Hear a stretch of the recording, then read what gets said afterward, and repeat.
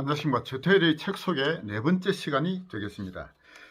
제가 최태일의 이념 강좌 네 번째 시간에서 좌파는 왜 그렇게 뻔뻔한가 라는 제목으로 말씀드린 바가 있었습니다. 우파 진영에 있는 인사들은 그들의 잘못이나 허위나 이런 것들이 발각되면은 좀 부끄러워하지 않습니까? 부끄러워하면서 사과도 하고 공직에 추천되었으면 물러나기도 하고 이런 모습들을 보이는데, 좌파 진영에 있는 인사들은 거짓이 발각되어도 전혀 부끄러워하지 않습니다.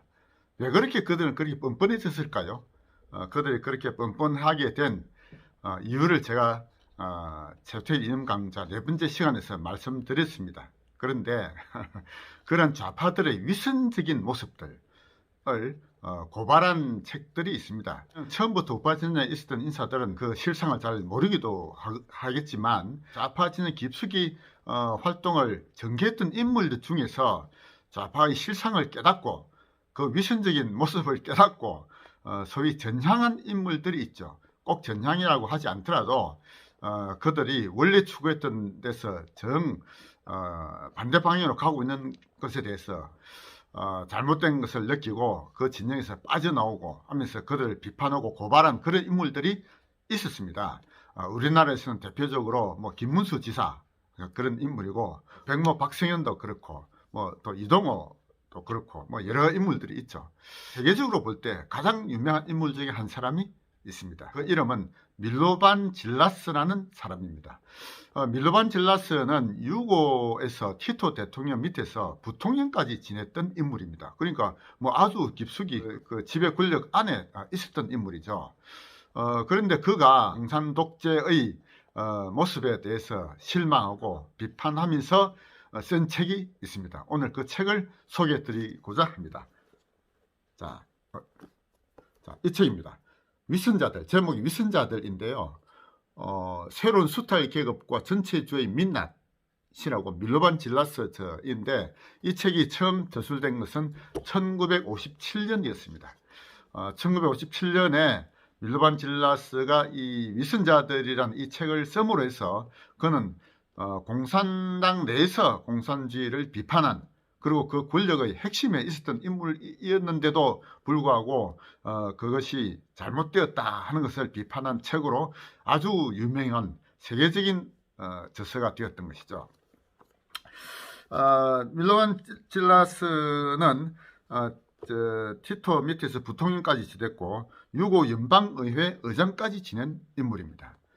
그런데도 불구하고 그는 자신이 스탈린과의 여러 차례 만남을 통해서 스탈린 독재, 이것은 원래 자신이 추구했던 그 이상과는 전혀 맞지 않는 잘못된 국가를 이끌고 있고, 그리고 자신이 몸담고 있는 유고의 공산주의도 결국 잘못된 방향으로 가고 있다라는 것을 자신이 깨달으면서 그것을 나름대로 바로잡고자 자신의 소신을 폈던 인물입니다. 티토나 유고 공산주의자들에서 그 밀로반 질라스의 생각을 도저히 받아들일 수가 없었기 때문에 그는 그 모든 직위에서 해제되고 감옥에 갇히게 되었습니다. 밀로반 질라스가 쓴 이 제목 위선자들이라는 제목은, 그러니까 원래 공산혁명을 추구하고자 했던 자들이 원래 내세웠던 것이 무엇입니까? 원래 내세웠던 것이 인간 해방이었습니다. 억압과 착취로부터 인간을 해방시키자, 이것이 그들이 내세웠던 원래의 꿈이었는데, 그러나 새로운 공산사회가 도달되고 나서 실제로 이루어진 것을 보니까 이것은 전혀 이제 원래 꿈꿨던 것과는 다른 세상이 만들어진 것이죠. 그들이 내세웠던 방식이 무엇입니까?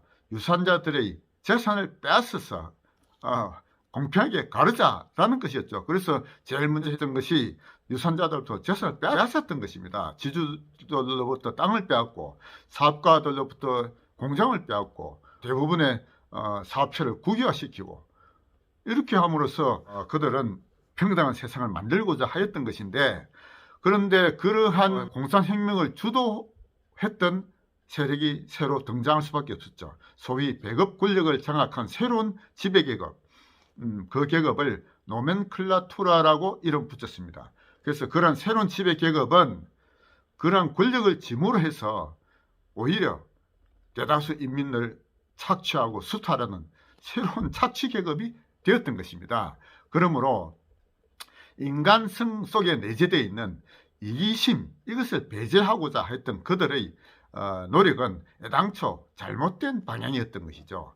현실에서는 이루어질 수 없는 꿈을 그들은 꾸었던 것이고, 인간에게서 이기심을 다 버리고 이타심으로 가득한 그런 인물들로만 세상을 구성하고자 했던데, 그것은 현실에서는 전혀 실현될 수 없었다는 것입니다. 그런데 그런 현실 실현 불가능한 꿈을 현실에서 실현하려다 보니까 필연적으로 위선에 근거할 수밖에 없는 것이었습니다. 따라서 그들이 건설했던 공산사회는 거짓에 바탕한 거짓의 왕국이었다라고 보아야 하는 것입니다. 그것을 밀로반 질라스는 이 책에서 낱낱이 고발하고 있던 것입니다. 위선자들이라는 이 책은 1957년도에 저술이 되었고, 그 이후에 공산주의를 비판하는 그 역사적 진실을 알리는 가장 중요한 책 중에 한 권으로 인정되었습니다. 그래서 토커빌의 아메리카의 민주주의라는 책과 함께 미국의 신입생들을 위한 교양도서로 추천되었던 책이라고 합니다. 이 밀로반 질라스의 위선자들이라는 책을 통해서 공산주의자들의 위선의 실체를 정확하게 알 수 있는 기회가 되겠습니다. 이 책은 모두 9장으로 전개되고 있는데요.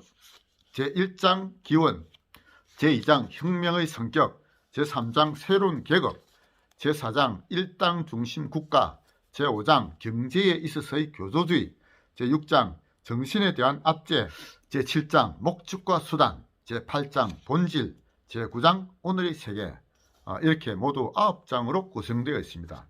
이 밀로반 질라스의 위선자들이라는 책을 처음부터 천천히 읽어 나가다 보면 소위 그들이 주장했던 공산혁명이 어디에서 근거했는지, 그런데 그들이 실제로 공산혁명을 달성한 이후에 공산사회를 어떻게 이끌어갔는지, 그리고 그들은 어떻게 그 모든 것이 위선의 바탕을 둔 것일 수밖에 없었는지, 이런 것들을 보다 이해할 수 있게 되고, 그러면 우리 보통 사람들, 억압받는 자들에 대한 동정심과 연민심을 가지고 그들과 함께 뭔가 보다 평등한 세상을 만들고자 하는 그러한 꿈과 이상을 어떻게 할 것이냐 이거죠. 자, 그것 자체가 나쁘다라고 볼 수는 없는 거 아닙니까?